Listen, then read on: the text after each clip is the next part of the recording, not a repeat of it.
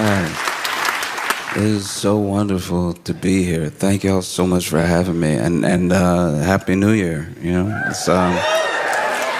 we're doing another New Year. It's funny. Okay, it's hard to know who to say Happy New Year to, because some people already seem like they're not having a great one. Like, you'll see somebody and be like, I'm gonna let this one go. Being here for New Year's was great. I went with my girlfriend and some friends, and we had a great time. And then it was midnight, and so a little while after midnight, about like 12:03. I don't know if you can tell from looking at me, but I'm not like fun. So 3 minutes after midnight, I was like, oh, okay, I think I'm gonna go home. And so I started walking home. And one of the wildest things about a new year is that it sneaks up on you in a way that you would think stops happening. As you get older, you're like, you're not gonna get me this time. I'm gonna be ready for you. And then it's over. And there's a whole nother year. And there's things you wish you could leave behind in the new. You didn't have time to like fix who you were for the new year. Whenever they say like new year, new me, there's two sides to that coin. It's a new year. The year did its part. Now you have to be a new person. There's so many things you wish you could leave behind. Like, it would be great if a new year meant there were just no more bad habits. Like, the bad habits melted off. They were like 2025 things. And now in 2026, you just don't even think to do those things anymore. That's not one of your habits at all. I was walking back to the Airbnb, and I saw this guy crossing paths with me. And in my head, I was like, maybe I should say Happy New Year. The year's 5 minutes old. I was even about to say it, but as I'm passing this guy, as we cross paths, I just hear this guy to himself go, no, no, no, no, no, no, no.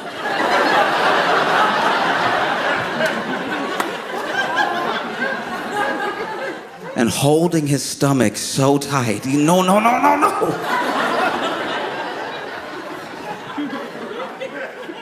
And I knew he wished he could have left it in 2025. I've been having a great time eating here, because y'all forget, y'all take for granted. I don't even know everyone in here, but I know what I'm saying is true. You take for granted that your food is food. And like, your food is food. I live in the US. I live in America, where the food is food shaped.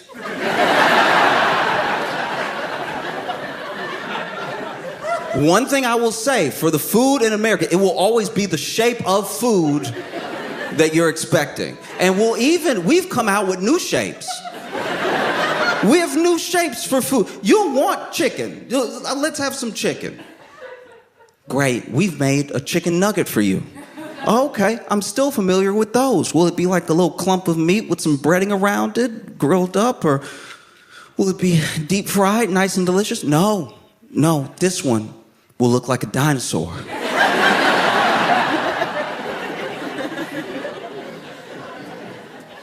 Is it dinosaur meat? No, it's chicken.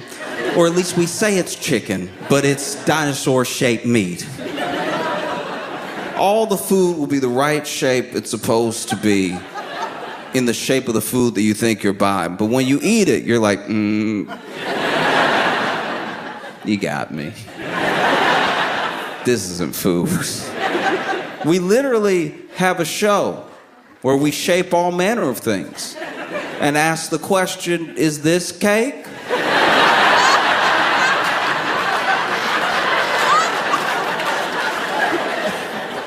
That should give you an indication of what the food is like. All the food here is like food. And don't get me wrong, you have your junk food. You do. You have plenty of your own junk food, and that's very cute, okay? I've had this conversation. I've even had this argument with plenty of Australians, and they'll be like, "No, we have our unhealthy food." I'm like, "No, that's not what I said. That's not what I was talking about. You have your junk food, which is it's a fascinating attempt at junk food." But that's like telling an American that you also have junk food is like meeting LeBron and being like, "I play too." Like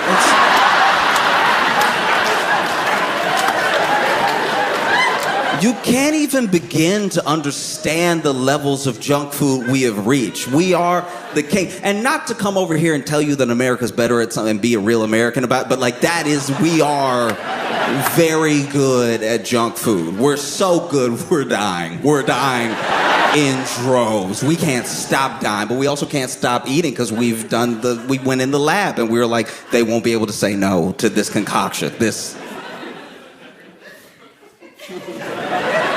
Your food is like food.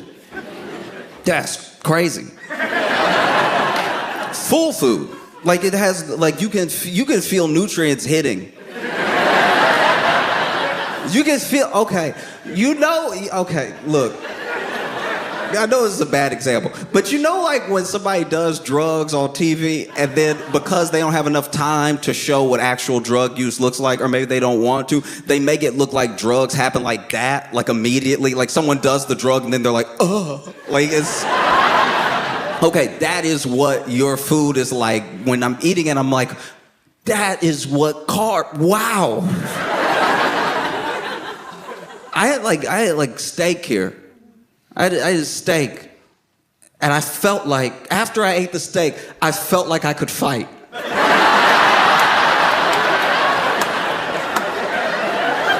Not as in I was angry. I felt like I knew how, because so much protein had gone into my body. And like actual protein, not the protein that we put out, because in the US we have lots of protein. We love making everything protein-packed. Protein will make up for how much sugar we also put in the thing. So then we'll have protein on protein on protein. So if you eat this, that's all your protein for the day. And you want to be big and strong, don't you? And then you eat that protein, and then they'll make a commercial a couple months later where they're like, "Hey, did you eat this protein? We're so sorry. That was poison. That was like actual rat poison that we put in there. It was the same color as our protein mix, and so you understand how mistakes get made." But here, I was eating, wow. Whoa. In the US, we have foods that you don't have here that are like junk food, but we also have flavors that y'all don't have here, because you have like laws out of self-respect. And so the law here, it'll be against the law to bring that flavor here. Someone, and I don't even know if they're here, then congratulations to you, more power to you, but I imagine they're not even here. Someone from a long time ago was like tasting things from other places, and then they were like, "That's good. No, what's that? Oh, that's great. Yeah, bring that." And then they had some flavors from the US, and they must have died. They must have promptly died, because you don't have those flavors here, and they're like illegal to bring here. But we love them in the US. A child's favorite flavor won't even be a flavor that you're thinking of. You'll think of something like spice. You might even think of a seasoning. Like, oh, paprika. A little bit of pepper. Oh, this is so good. No, I'm not. You're talking about like seasoning from food. You're used to food.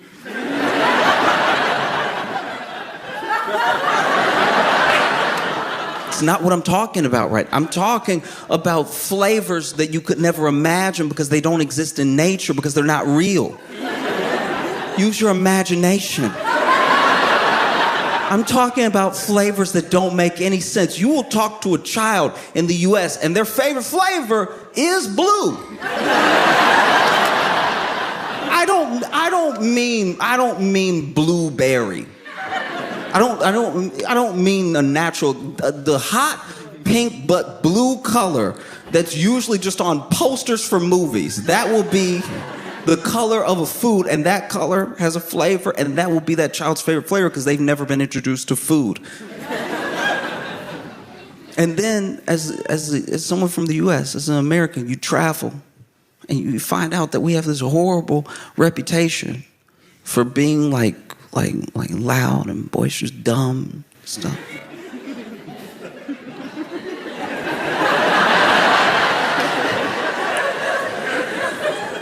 And everyone, I don't care where you're from, everyone has at least some shred of national pride where they want to be like, no, we are not. I am not the worst of us that you may have met. Right? Everyone has that thing. And so you're inclined, when you hear these rumors about the US, you're inclined to be like, no, I read all the time. I read and I'm perfectly easy to get along with and everything. What would make you think that we're what would make you think that we're this way? And then they'll tell you a story that once you hear it, you can tell that they're telling the truth. They'll tell you a story that breaks your heart a little bit. They'll tell you about meeting like a nice American family that actually were, well-behaved, perfectly pleasant people, but they seemed a bit dumb. And you're like, why are you judging them? That's a prejudice that you think they're dumb. And then they'll tell you, oh, well, we had a conversation and, the mom and the dad were perfectly nice people, but then we turned and, the child was trying to get his mom's attention and we said hello and he said hello. And then, they were talking and the kid was looking up and saying, mommy, can I have something? And then we asked the kid, oh, yes, what would you like? What's your favorite? And the child was like, my favorite flavor is blue.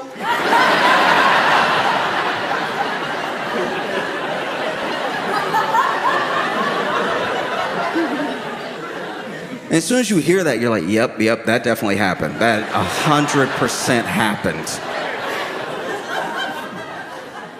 We make attempts at food. We still have the fruits and vegetables for sale in the U.S.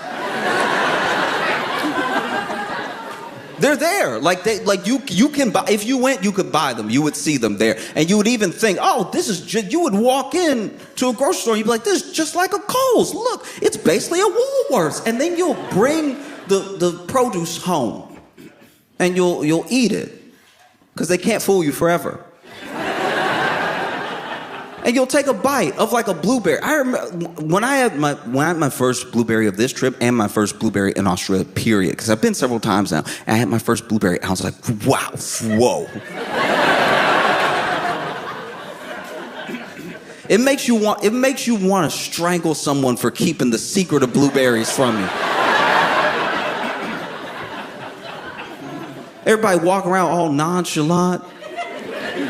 Smiling, acting like the blueberries here aren't good. I see you keeping secrets. You thought you could get it past me?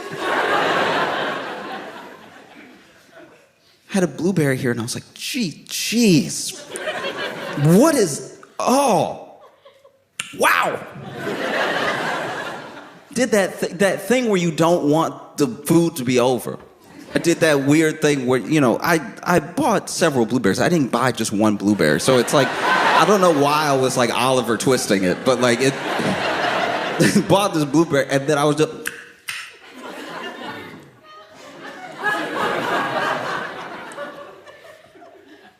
I was scared to have another one. Because I was like, what if that was the best blueberry? What if that one was the best, though? And the next one is going to taste like the ones I'm used to. I had another one, and the other one was crispier. It was tighter. Because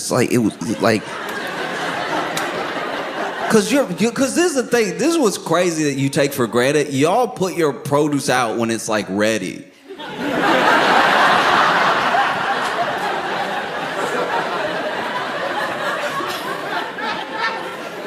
Don't let the U.S., anyone in the U.S. but me, I'm the only one your secret is safe with. Don't let them come over here and find out that you put out the avocado when it's ready.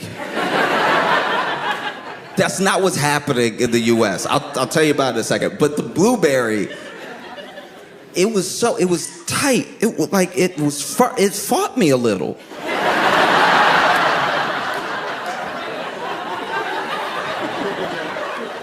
I put blueberry in my mouth and tried to start chewing. Blueberry over here being coy. It was like,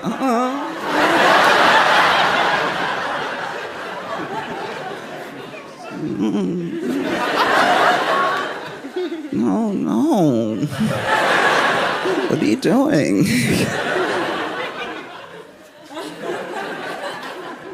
Okay. That's not what's happening. In the U.S., you have a blueberry, and it is blueberry shaped. They play a mean game. It's blueberry shaped. It's even, you pick it up, it's even blueberry white, and then you pop it in your mouth and you start chewing, and you're like, this is a nipple. There's no way that it has no give to it. I'm still chewing. This is crazy.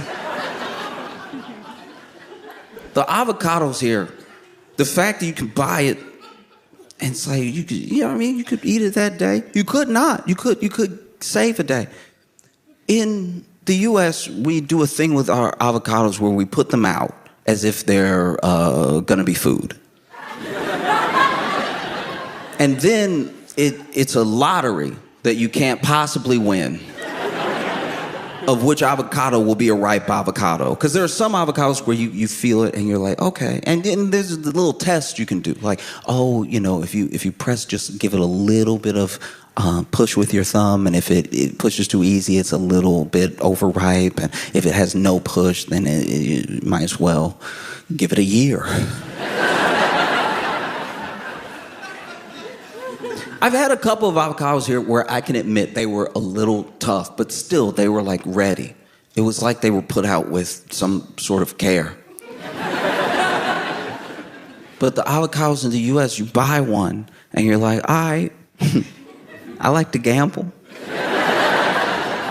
Let's play. And then you bring it home and one of two things happens. Either you cut it with a knife, and you open it up, and you know how it has the seed in the middle. It will all be as hard as the seed, the whole seed. In fact, the first time I bought avocado in the U.S., I was like, I was living on my own, and there were a bunch of foods and a bunch of produce that I had never tried until I was out on my own, right? And so I remember buying an avocado and bringing it back and trying to cut into this avocado. You would think I was cutting the kitchen counter because it not only did it have like no give to it, but by the time I was done, I had actually cut through the whole avocado because the whole avocado was as tough as the seed. Or the second thing will happen. The second thing, which is you bring the avocado home, you put it on the counter, and it disintegrates in front of you. It gets so soft in front of you that you go to cut it, and it's like, no need. And it opens up, and you see a tiny demon's face. A little whisper of vapor goes up, and you lost. No, never take for granted the food that you have. This is real food. Like I couldn't understand. I can understand being vegan in the U.S. because you probably should. Like I can understand being vegan in the U.S. because like being vegan in the U.S. is like a self-preservation because they're telling you, sometimes they'll tell you, we've actually loosened a bunch of regulations around what we can feed the animal. So, for instance, in the U.S., there are some pigs that are straight up fed sawdust to stretch the food that they are fed. So it's like sawdust, they cut it with whatever they're feeding them. So then when you eat it, you're like, oh, there's no wonder it tastes like splinters, you know? And here, y'all are like, oh, no, we should eat quality meat. And that quality meat, I have not been to a farm in Australia, but I've passed a couple, and it looks like a good life. I feel like it'd be very hard to be vegan here because you're eating good meat. This is very good meat, but all this meat has a story.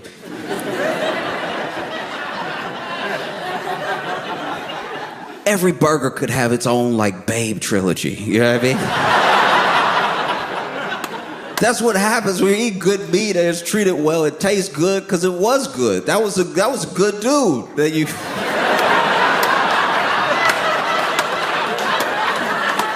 Oh, he was courageous. He was good to his friends and everything. That's why meat's so supple, you know. In America, you're like, no, I could tell this meat also. It not only did it have a hard life, but it probably wasn't a good person either. Like this is, you could tell this chicken was racist or whatever. You know what I mean? Like something. Even the animals has been an adjustment. I'm sure so many people come and visit and talk to you about like, oh, your animals. It's all terrifying. How do you do it? How do you get by with the fact that like everything can kill you? Y'all just don't care, you know. And it is weird what is after you here. You know, like I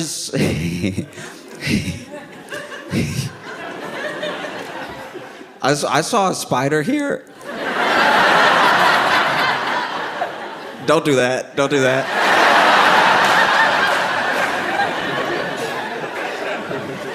I saw a spider here, and it's crazy. This is backwards, by the way. Every science book in the U.S. or fairy tale I've read goes the opposite of how it goes here. Because y'all's biggest spider that has, like, personality. Your biggest spider that's over here just floating in front of you and legs open.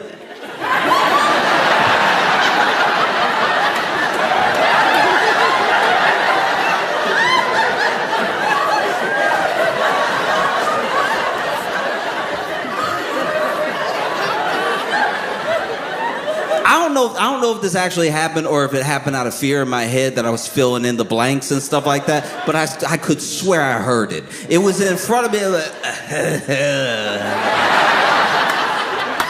Yeah, I mean, like it had a chuckle like an uncle. You know?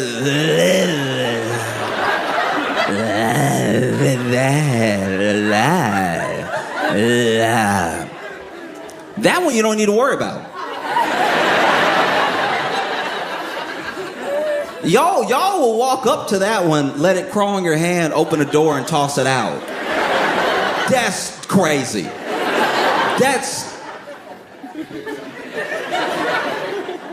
I need to understand how opposite of every law of human fear that goes against. Meanwhile,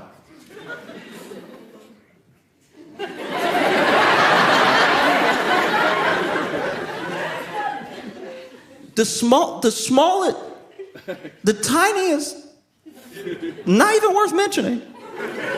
Little, you could barely see it.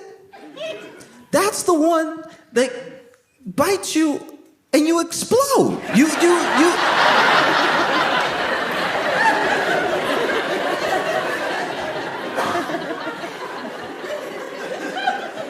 I've watched it happen. I was watching this nature documentary, and this dude, it's funny because maybe it wasn't a nature actually, okay, to be fair,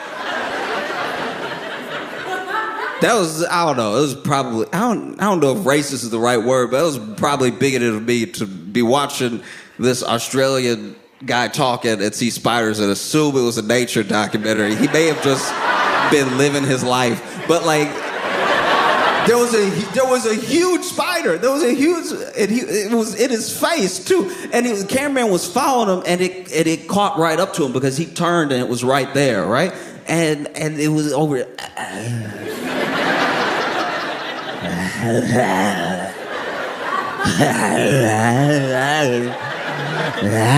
Right, and then he went, and then moved out of the way. Kept walking. And I was like, oh, okay. I didn't know he was the bravest man that ever lived. And then this is like maybe like 10 minutes later in the dock, he's talking. I don't even remember what he was talking about, but he's talking. And then he goes, ah! They zoom in, he moves out of the way. The tiniest, barely worth mentioning, smallest spider is smeared on the wall. And then the camera goes back to him and he's like,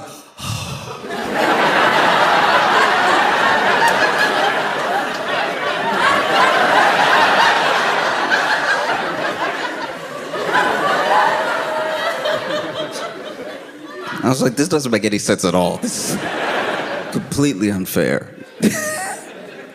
Oh, this is insane.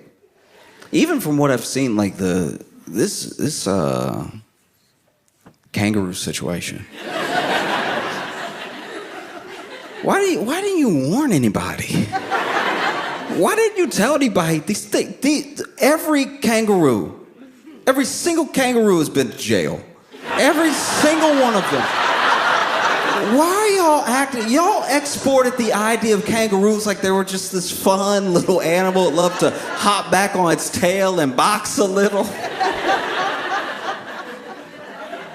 That was bad on your part. You should take some responsibility for that. I'm not gonna lie. That can't be our fault that we all thought that they all smiled. Like that's every picture of a kangaroo ever. The mom smiling, the little one popping out of the pouch like. Meanwhile, you come to Australia and the kangaroos are over here.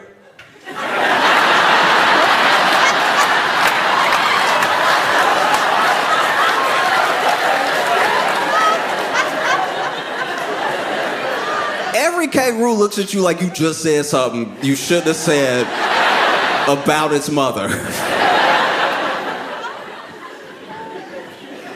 That's insane. You didn't tell anybody that they had claws. This is... Because y'all love to play these pranks on people who come visit. You love to talk about like drop bears and all this stuff like that. Y'all, forget the drop bear. You already did it with the kangaroo. Americans are gonna come over here like, oh, there's one. Give me a high five, throat out. Nobody told us how strong these things were. The first time I even saw a kangaroo that was like real, that was like you know what I mean? Like the kangaroo, the way that y'all would see a kangaroo and keep driving. That one of those kangaroos. The first time I ever saw one was the one thing that you let slip. The one video you let slip to the rest of the world. The one where that guy, his dog was with the kangaroo. You didn't tell us that kangaroos love drowning dogs. That sounds like an attribute you'd want to get out there.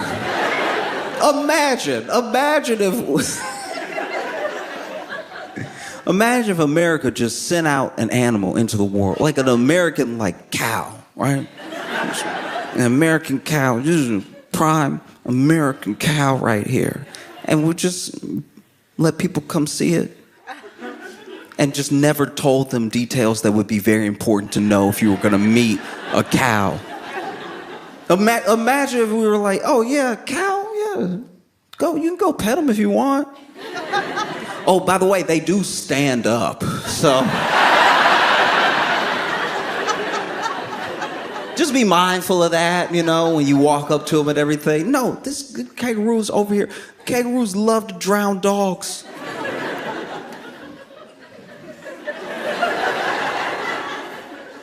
As a friend, let me help you with something. I understand that you are used to these wild and dangerous animals, but some aspects of what they like to do are deeply troubling.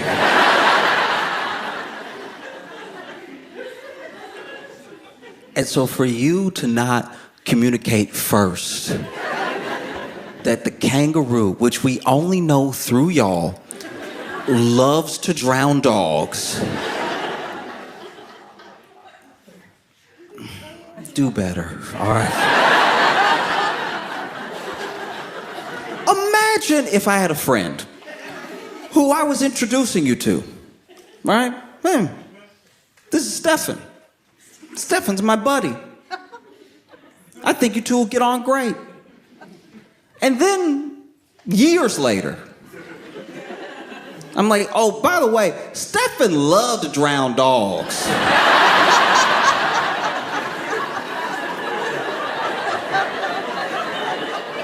I think it would change how you feel about Stefan. But anyway, this kangaroo got the dog. And it's like, oof, what a great day. I'm about to do what I do best. And then this guy walks up, and I didn't know, okay, because of how the video played out, I don't actually know or understand how big this man is. Because he walks up to the kangaroo, and the kangaroo is like,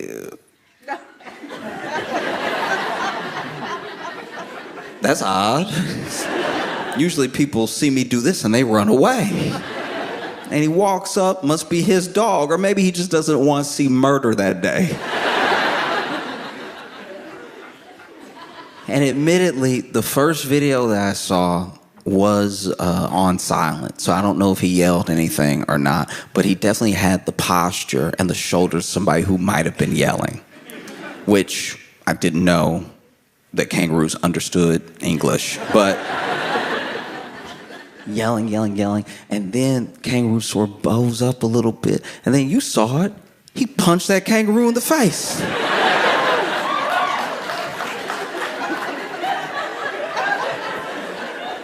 Punched the kangaroo in the face, and the kangaroo went.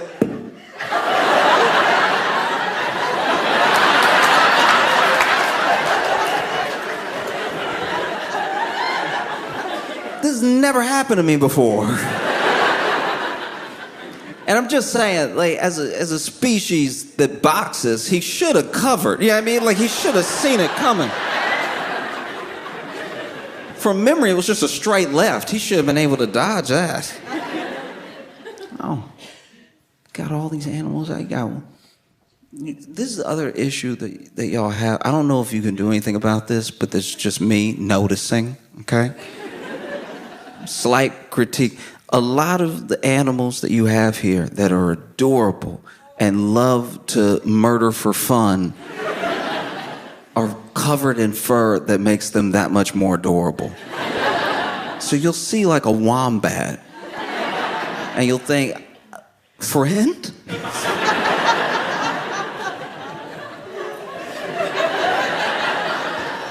Hey, buddy.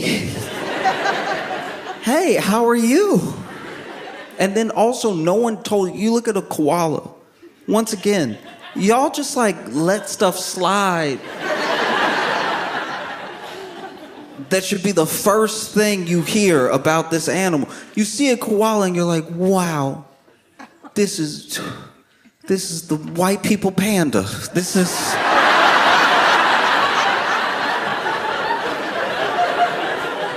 is truly incredible. Look at this adorable animal. Look at it sleeping. Loves bamboo, I think. I don't know.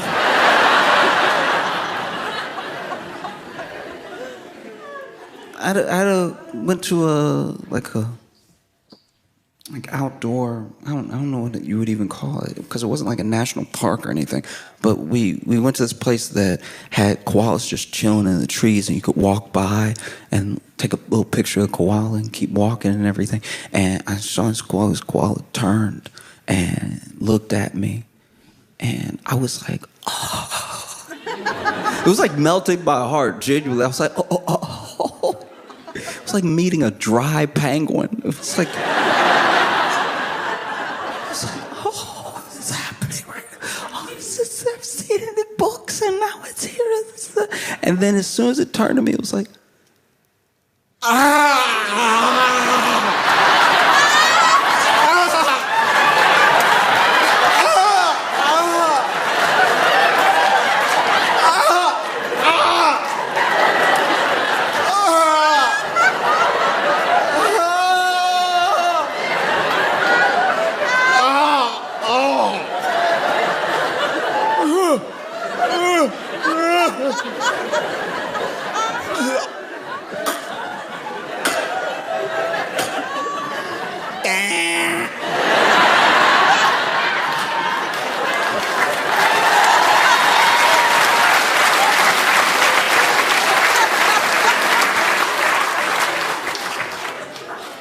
Why?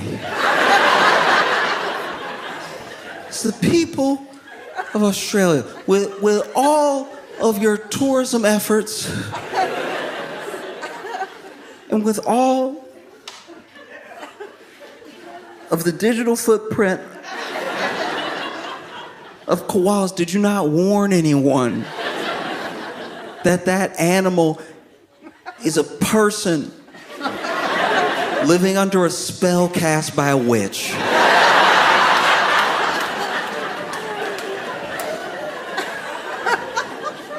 It's the only way to describe what I heard.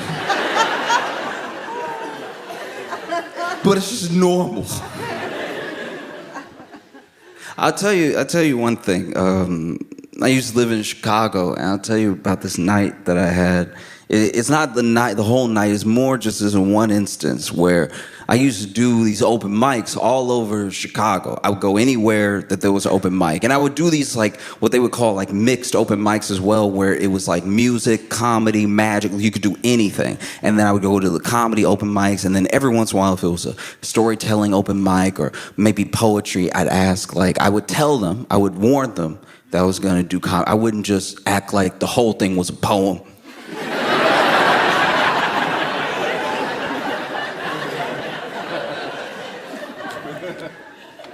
And then they would let me up, usually. Every once in a while, it'd be places like, no, we only do this thing, whatever.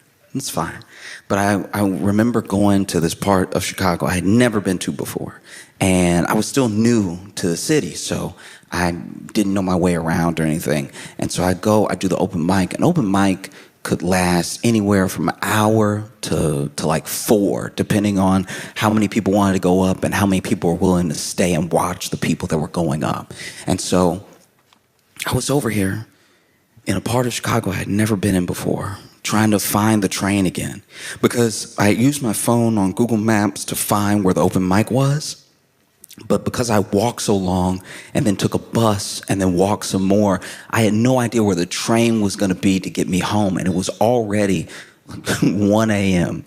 And so I was beside myself because I was like, okay, I got to get up at 5.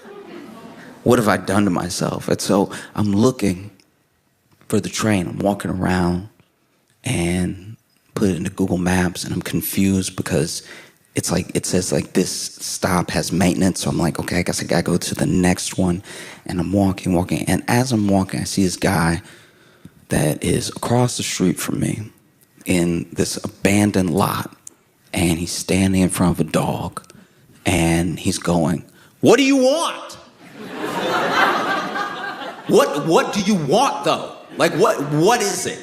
And I've just never seen someone yelling at a dog from a place of divorce.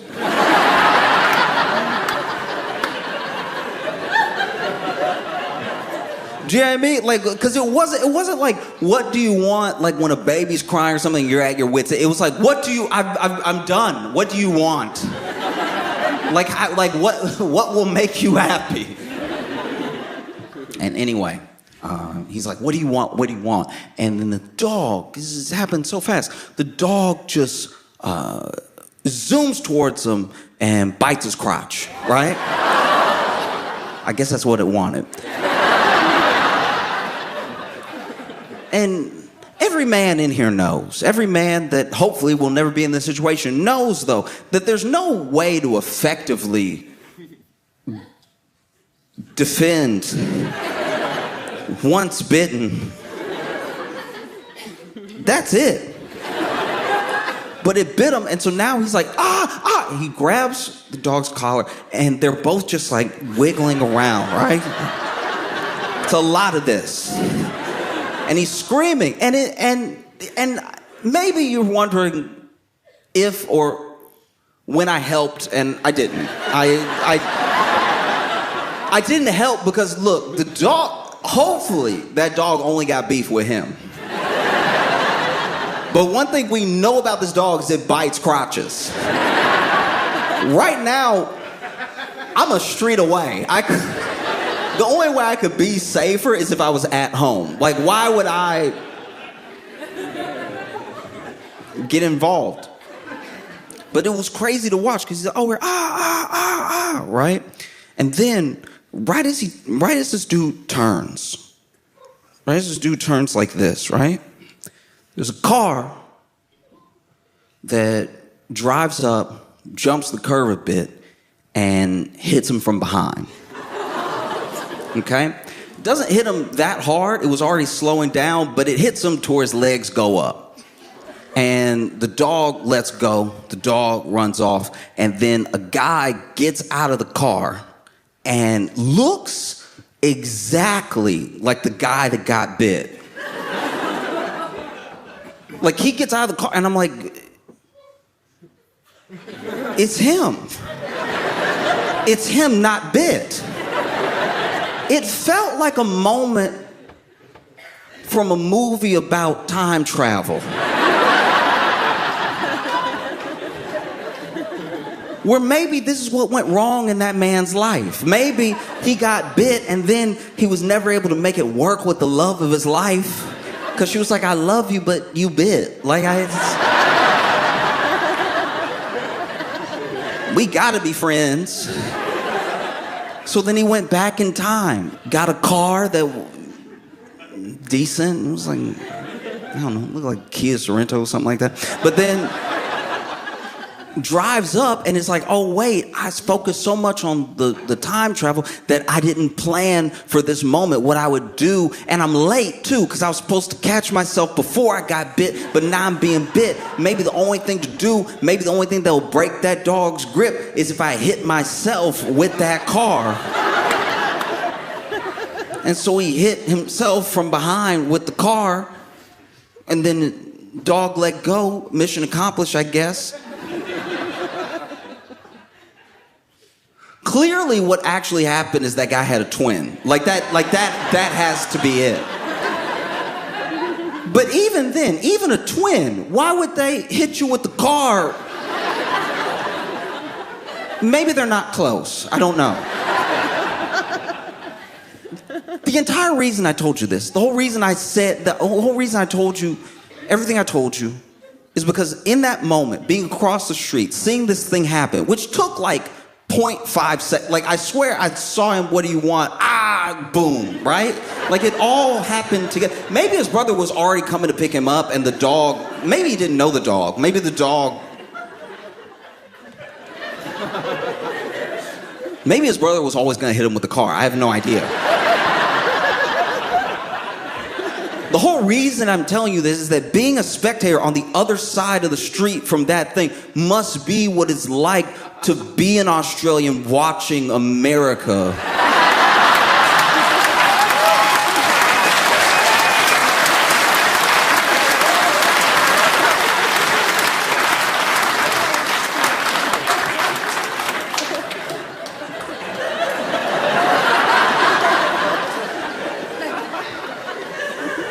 Because just like me, it's not like y'all are coming over to help or anything.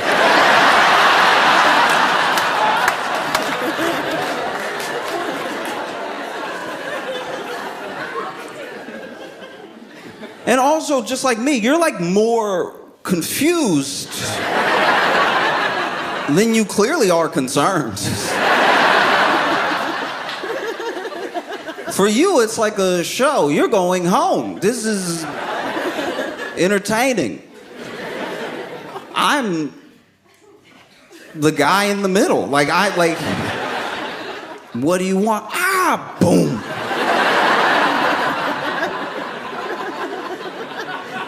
That's your show. That's my life. That's what life is like. I don't know if you've been keeping up. Why would you? Why would you if you didn't have to? If you didn't have to. I know that you keep up because you know, y'all know about the world and stuff. Y'all have like genuine interest in other countries and people and everything. But I just, wow. If we knew you were watching,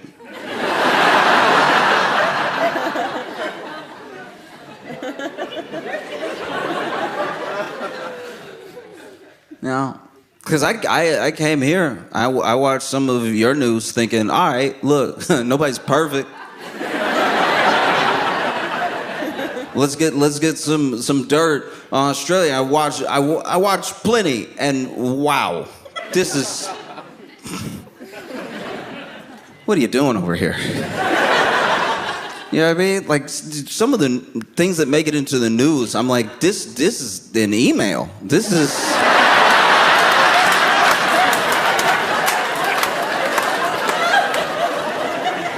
Like every country has its problems, don't get me wrong. Like every country has its problems, its tragedies and everything. I'm not saying nothing happens or that there aren't issues. I'm just saying that most of what is put out there to stay in the know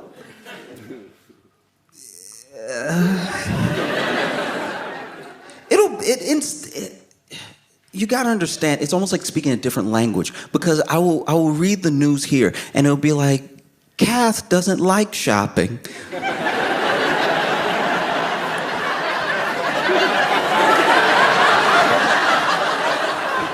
She hates going to the grocery. So she's already planned all her 2026 meals.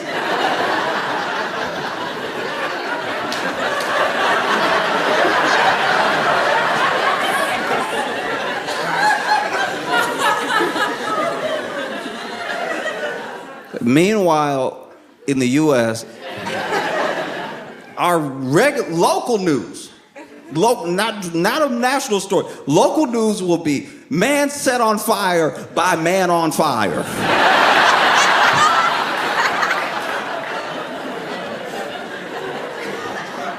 With hug.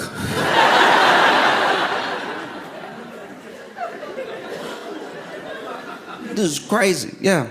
No, this is very bad. In case you're not aware, our president,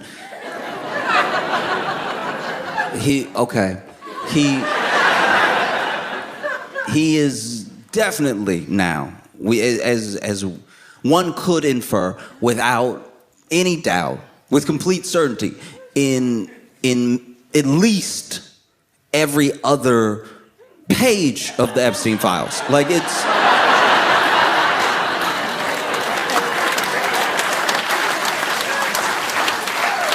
It's so bad. This is very bad. I know it's hard for you to relate because over here, if someone was like in something that doesn't even rise to the level of the Epstein files, right? Like y'all kick people out for like missing a comma in a memo. Like it's, like this is unbecoming. This is. Meanwhile, in the U.S., okay, so the Epstein files, in case you're not aware, there was a dude named Jeffrey Epstein who was... No, some people don't know. Some people... No, for real, especially here. Some people don't know. Some people, like, I know that as a country, y'all keep up with the goings-on of other countries and everything, but I'm telling some individual people here will not know. Kath doesn't know. There's no way that Kath knows about the Epstein files. I refuse to believe that we live in a world where Kath is up on all current events in the U.S., but just hates grocery shopping so much. She need all her time to plan all of her meals for 2026, a year that just started, a year that's barely unfolded. Okay, in case you're not aware, Jeffrey Epstein is a horrible person, criminal, the devil, basically the devil, and was leading, or at least the biggest part of this trafficking ring, this cabal of deviants that moved with sort of impunity. He had an island, a lot of bad, horrific things went down there, and he was also, without doubt, Jeffrey Epstein was also, without a doubt, one could not just infer, but pretty much say with real conviction that he was Donald Trump's best friend. Like his best friend ever, like BFF.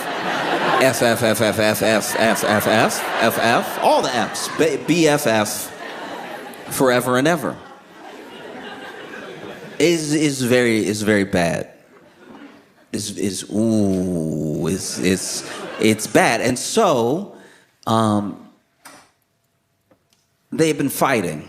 And when I say they, I mean like the House Oversight Committee, I mean Democrats, I mean generally people in the public of the U.S. have been fighting to get the Epstein files released. In fact, ironically enough, Donald Trump ran on being someone who would release the Epstein files. Now, he did not say those things specifically. The people around him were talking about how he was going to be the most transparent president of all time, and he would release things like the Epstein files because there was a big push to get people energized around something that could be controlled, like a sort of narrative, and then that could get people out and voting, and then maybe they would just do away with it whenever the time called for it. But what they didn't account for is that people actually care if there are billionaires running around all over the world doing like a trafficking ring.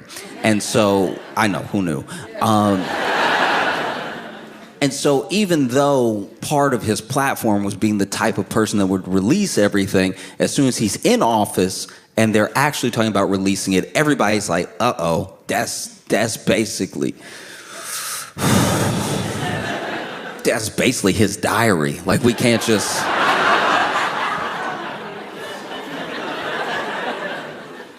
And so Trump fights it for months. I mean... The House is like kind of closed over it for a while. They're actually reps that they won't swear in because they don't want to have the votes. I'm saying this, the Republicans don't want the actual votes to be had for the release of the files. Finally, that happens, though. Finally, they vote on a Transparency Act that would release the Epstein files, and it gets passed off from the House to the Senate. And then the president has to sign. So it gets passed to the Senate. The Senate actually, crazy enough, signed it so fast, I don't even know if it touched the desk. Like it just sort of floated in the room like a cartoon piece of paper, and then it landed on Trump's desk, and Trump gotta sign it. He has to sign it, because if he doesn't sign it, it sort of stops with him, and it makes him look super guilty. And he already looks very guilty. He already looks really guilty because, okay, I'll back up for a second. Remember what I said about like you eating McDonald's in the US and it not being food. It's like not food. You know what I mean? And then you eat it and then you're like, ooh, I feel terrible. I feel like somebody fought me in me. Like it's crazy. And then you have to go to the bathroom and then your whole body is like, we're never doing this again. But then you do, because it's addictive. And I know that like McDonald's here is not the same as McDonald's in the U.S. I know that because admittedly I've had some, and it doesn't do that to you. Like you actually, I bit the food like it was gonna do it. I was like.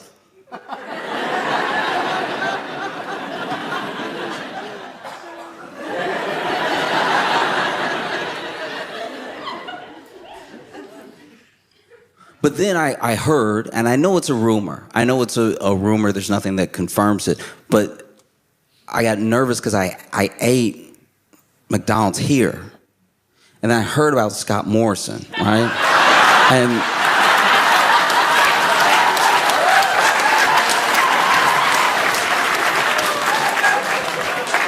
I was like, oh no, maybe it's not different. Maybe, because that's exactly what happens in the U.S.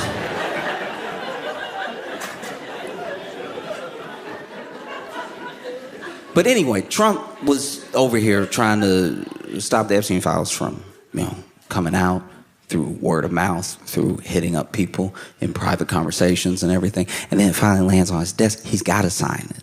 He's done a very bad job of looking like he has nothing to do with it, mainly because he's basically been screaming over and over, I don't have anything to do with it, like, that's not... It makes you seem very guilty.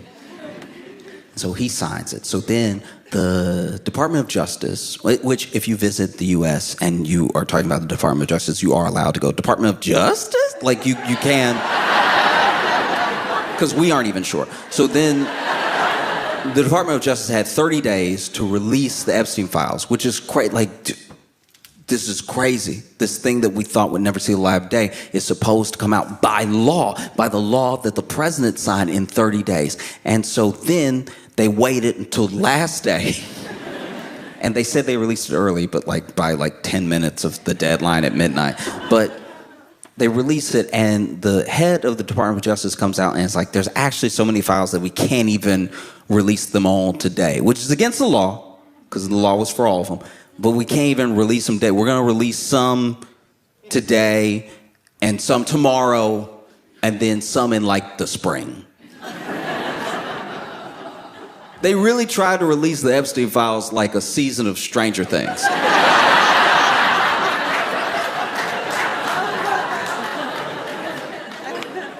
It's insane. And then, never mind the fact that as they're trying to redact all this stuff, which is what was happening, the holdup was that they were trying to redact anything with Trump's name in it, or maybe people in the party that it would look bad for them. They're still in office and everything, so they're doing all this redacting. So when they finally release the files, a lot of it is redacted to the degree which is just ridiculous. It'll be like a picture on a page and the whole page is black, but the whole thing was transparency. You have to tell us what's in there, and you have what's in there. But then they did a bad job of redacting. They did such a bad job of redacting that some of the stuff with Trump's name on it got through. And then they tried to redact it the next day, but that's not how redacting works. We know now. You showed us. In fact, they did such a bad job redacting, because this is what happened as well. There were so many files that they actually begged people to work overtime for a month and a half leading up to what was supposed to be the release, so that way they could redact enough and make sure they were all squared away, so when they released it, they released everything. But that didn't happen because there weren't enough hours in each day leading up to the release. I need to be clear about something. There were not enough hours for the entire team of people that they had redacting. Do you know how bad things must be if there are not enough hours in a month for a team of people to blacken out enough things to exonerate the president? Anyway, they finally released it, and they did such a bad job of redacting that some of the files were redacted in Word. And so they basically copy and paste to a Word document, highlighted it in black, and then put it back for the...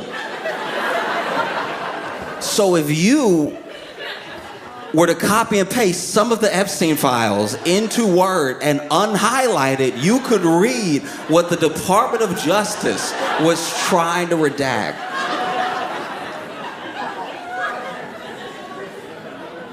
Which is so wholly embarrassing as a country.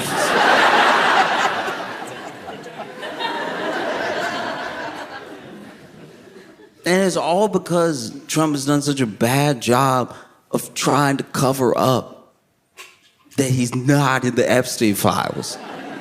Scott Morrison did a better job.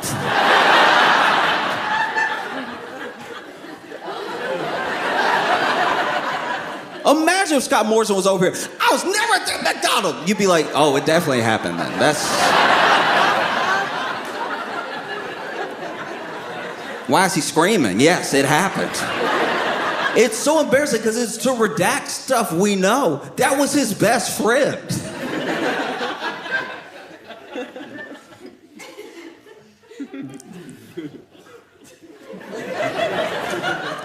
It would be like trying to redact any relationship between peanut butter and jelly. I know y'all...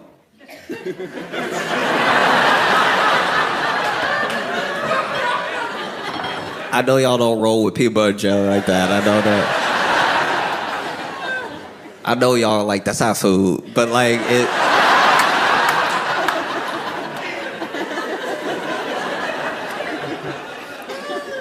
But to us, To us, it is.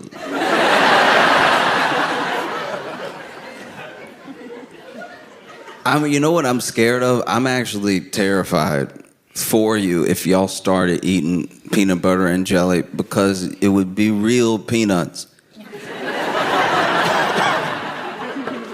It'd be jelly from like a fruit.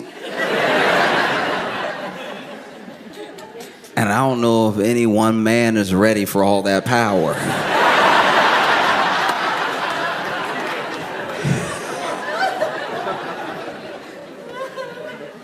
So we'll see. We'll see what happens. But this is bad. It's about as bad as getting bit in the crotch and then hit by a car. And a whole country of people just watch it.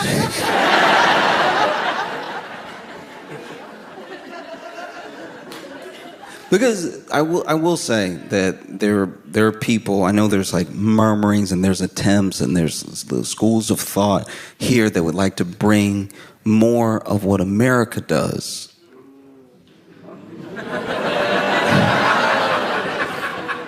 I'm just telling you what I've heard and what I've seen, and I'm just saying, as someone who lives there, don't.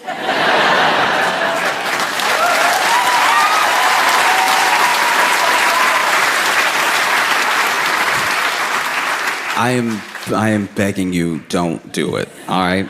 Because look, I understand. Every country is going to have its problems, and every place is going to have things that feel like they can be solved by taking a piece of what another place is doing. But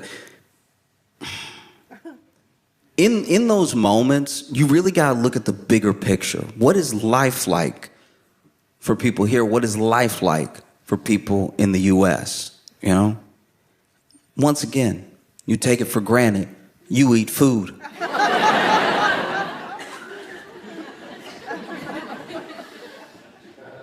You eat food, and there's a general belief system that seems to, from the people that I've talked to, of differing opinions, both Aussies in the U.S. and Australian citizens here, there is this general attitude, general mindset of the things that a government, a country, owes its people.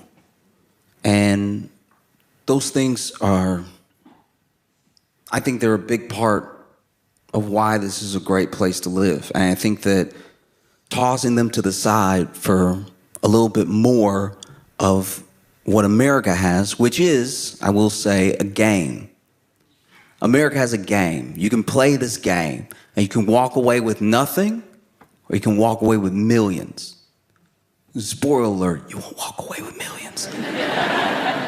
But the belief that you might walk away with millions allows you to give up things consistently. Give up your privacy, give up your data, give up your rights, give up the things that are owed to you by your country, by your government, as a taxpayer and as a citizen. And that's something I would never want to see happen here.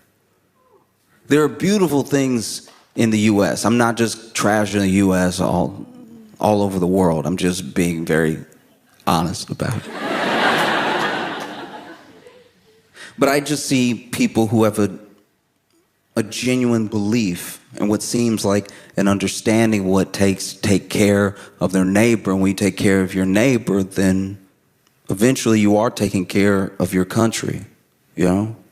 I understand there are things that I can't understand about living here. I'm not acting like I know the ins and outs of liberal versus labor or anything. I just know that when it comes to a quality of life, value for money, and being valued by your country as a citizen, there are a lot of things that you are doing right. I understand that you strive for more, and you should. You should keep fighting for the best possible world to live in, the best country to live in, nonstop, all the time.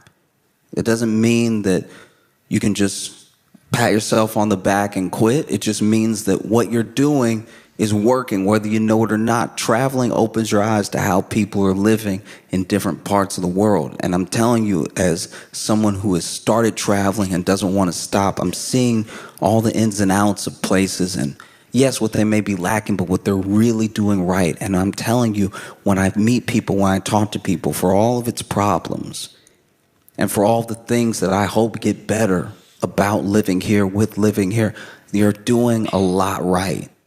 A whole lot. And you can tell that you're doing a whole lot right because Kath is in the news.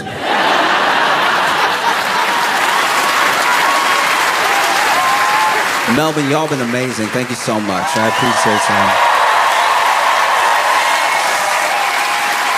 Thank y'all so much for coming out.